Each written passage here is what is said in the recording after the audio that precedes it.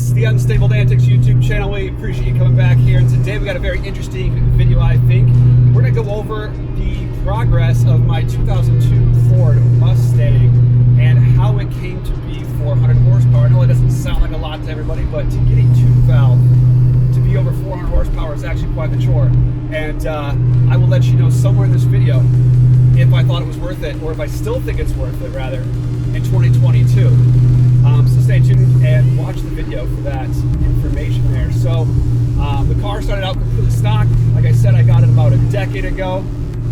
And the very first thing I did was I put a blower on it. I put a Vortec V3 self-contained unit. It's a blackout edition. It looks absolutely amazing. And this is actually one of the first self-contained blowers of its kind.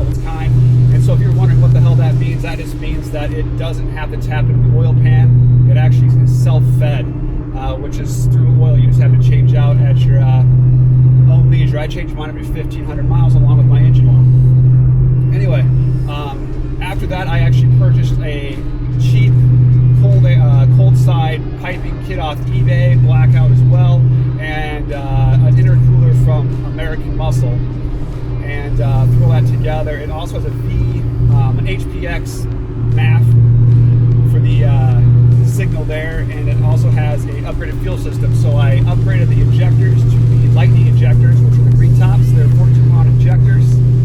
It also has a 255 liter per hour pump in it as well, with also accompanied with a Kenny Bell boost pump on there, turned all the way up.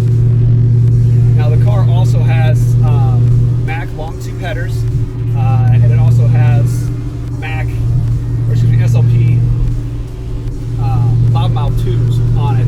And if you want to see my exhaust video, it's had some Flowmaster stuff on, a little bit different setup before. I'll go ahead and link the video and maybe post it up top there if I can figure that out.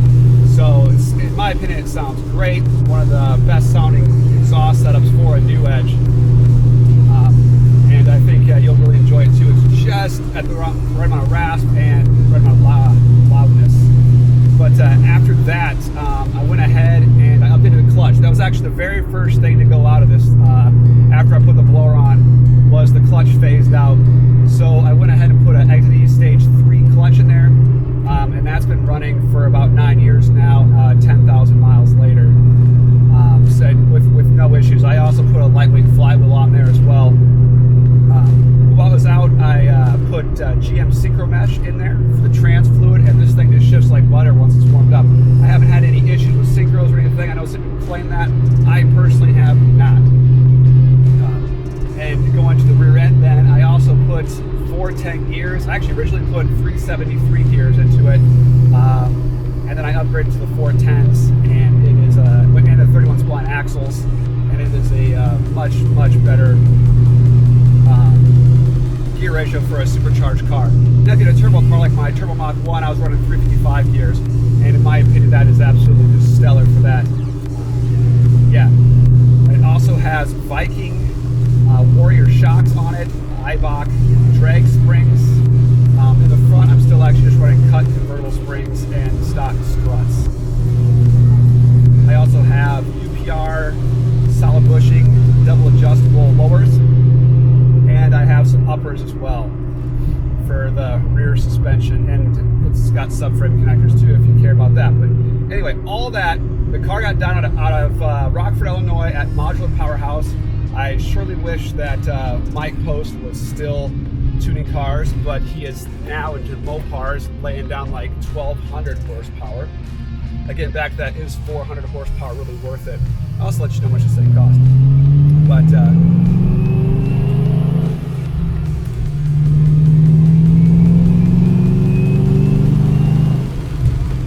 so we ended up going to Rockford, Illinois to get this bad boy tuned.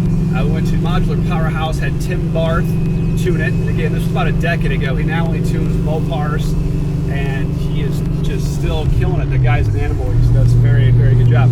But it made just under 400 actually. So at 8 pounds of boost, 17 degrees timing, it made 389 horsepower, 380 torque.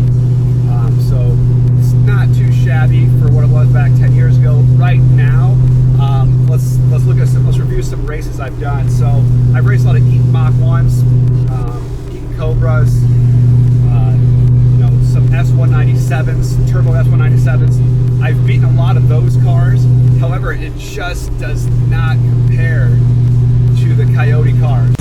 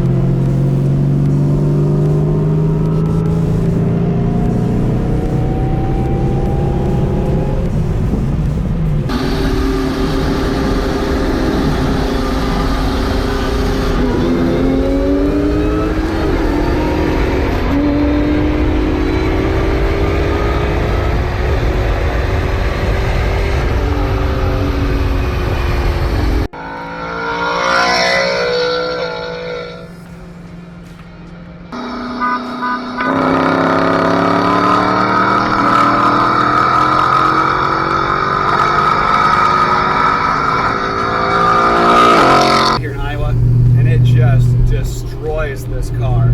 Automatic manual, doesn't matter. The 10 speeds by a lot. But still a fun car to drive though. I mean, I'm not dogging it. I love it actually. I love driving the car. It's got a good amount of power. We'll go ahead and get some pulls here in a minute. But overall, I mean, the car just, it's been reliable, knock on wood, for, like I said, 10,000 miles, 10 years. And a lot of that is contributed, you know, to my maintenance schedule. I've got brand new plugs in there. I routinely change the oil every 1,500 miles, along with the supercharger oil. And it's just been a great car. But if you're looking to throw a boost at it, what's it going to cost? So I have about $3,500 into this setup. I got the blower actually off eBay, brand new in box for $1,000, and then I pieced together the rest of the kit.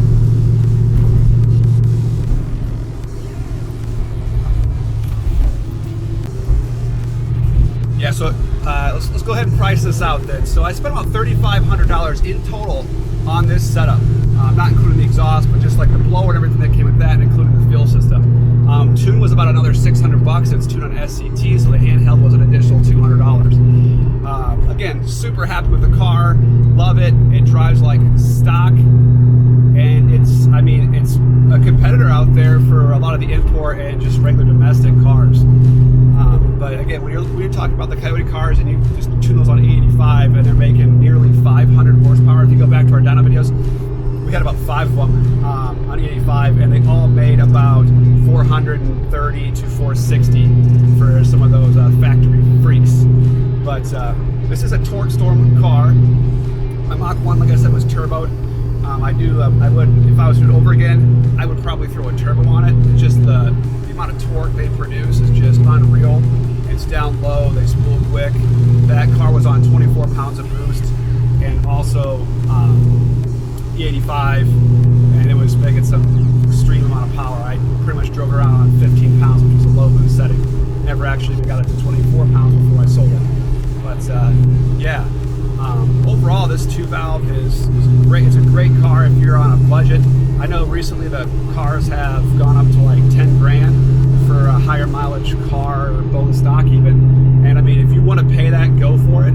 I personally would not. I would save your nickels and dimes and see what you can do for, you know, maybe wait out a few years for an S197 Coyote car, that is, and get one of those.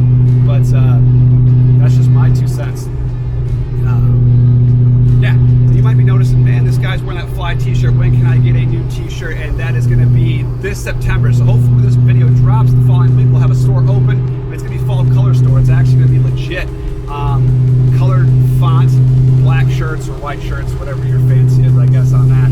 But yeah, I I appreciate it. Hope you guys liked the video, and if you guys want me to review my twin turbo car, my twin turbo Coyote that is, comment below. We'll go ahead and get that baby rolling. But yeah, we'll go ahead and leave you guys with the next video next time we do it.